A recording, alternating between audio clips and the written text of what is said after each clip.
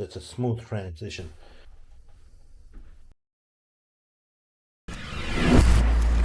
Okay, so yesterday I got part of this floor down for this curbless shower bathroom, and I went up to a certain point, I'll show you in a second, and then I stopped because I wanted to spend some time to make sure I got the transition from the main floor to the shower floor exactly right. Okay, so that floor was part over there where all the buckets and stuff is set, was set yesterday, and this is the part I just cut all this in, and I have my transition from my large tile to my small tile right here. Right now it's exactly even. It's exactly even because it's the same tile, so that's a smooth transition. When I set this tile, that's going to have a larger notch trowel than this tile here, because if I use the same size trowel, I'm going to fill all the grout joints with Thinset. To avoid having all kinds of Thinset coming through the tile when I set the shower tile, on the back of this I'm going to get some sheet membrane, and I'm going to cement it down to the fourth tile, not the whole thing, up to the fourth tile, so that when I cement this, I can build up the height to the height of the large tile without any Thinset squeezing through. Then the rest of the floor will be the correct notch size trowel without any buildup. So I actually wanted to see if I could line up these grout joints with those, but that's not going to be possible. When you add up all the grout lines in the tile, it's almost exactly the same size, but not quite. So here, see that? So this is exactly lined in, a little bit more this way. This is exactly lined up with that corner, but it falls short here. So it's not going to be able to line up. And then I have this track over here for the glass that goes over there, because they're just going to have a single panel of glass going up here. There's not going to be any shower door. This tile goes like, it's going to go up to here. I'm going to cut around here. The reason you put this in is because when the glass guys come, they usually put like an aluminum track down to set their glass in so that it won't move at the bottom, and so they will always, usually they'll silicone it down and then put a screw in it, a couple of screws in it to hold it down. And I don't want any screws through my waterproofing. So I got this channel here. It's for 3/8 inch glass. So when it's time to put the glass in, they just slide it, they fill it with silicone, they slide the glass panel in, and they don't have to do anything else on the floor because that's already set in place. So the main floor is all down, it's all finished. Shower, see how much height difference I have here? I have almost a quarter inch.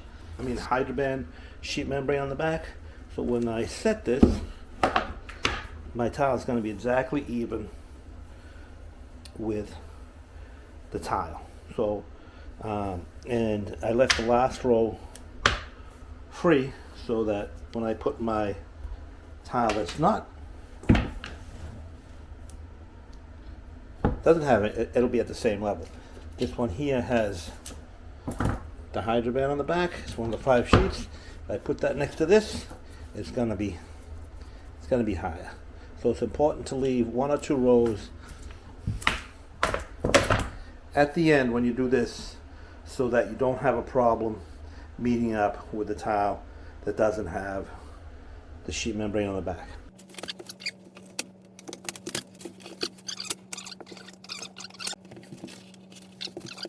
Okay, so it's all cut in. Euro mesh trail, float, just an old float, penny knife, you can see why, and some wedges.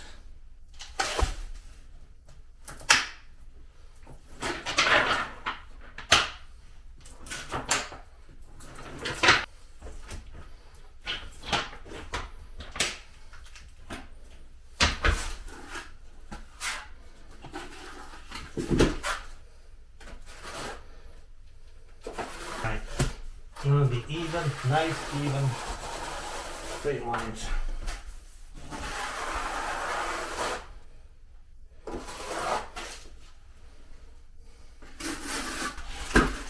Now I'm going to get my putty knife. This is to help it not to squeeze through. I'm just going to flatten the ridges. I'm not going to take any material off. Just going to flatten the ridges.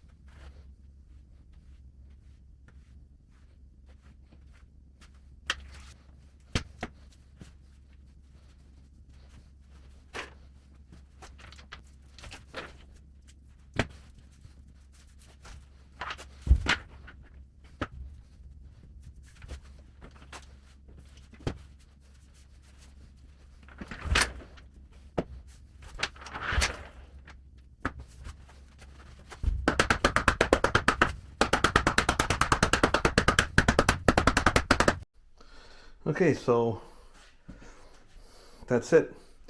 Those the plastic on top of the tile there really does not help to line up those tiles. I had to put all those wedges in to make it look decent. What a pain. The plastic does not work well because you have no way to move it unless you cut the plastic. And when you cut the plastic, you got to be very careful that you do not cut the membrane underneath. It's always a pain. They're always like that. So anyway, it's done.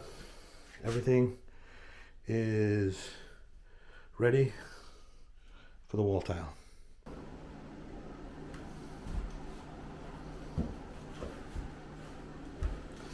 Okay, so it's all done. The channel for the glass.